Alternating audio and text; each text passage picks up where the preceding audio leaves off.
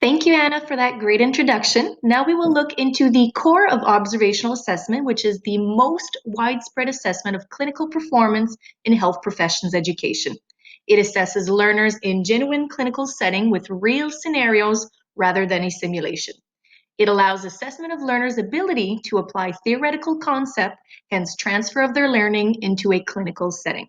This type of assessment is chiefly formative as it does not try to reach summative endpoints. It holds a primary formative goal of learner improvement that addresses mastery learning. Clinicians act as a guide in order to increase a student's clinical knowledge, skills, patient care, and professionalism as a result of instruction and experience.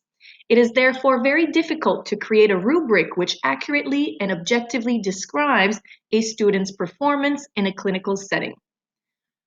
Furthermore, observational assessments are also highly relied on by many health professions educators.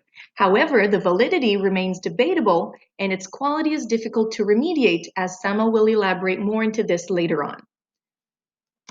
Observational assessment ranges from informal observation of clinical competencies to a very formal gathering of data in regards to a student's performance by multiple raters over a lengthy period of time. There is a large range of potential observational assessment methods, from direct observation of a student's performing a clinical skill to indirect observation of a student's charting or note-taking. It is very important that the tools match the goals in order to create a reliable observational assessment method.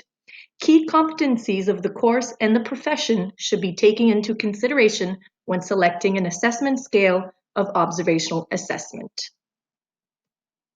The dynamic testing model was proposed by Grigorenko and Steinberg in 1998, which essentially also describes the same core values of a clinical placement.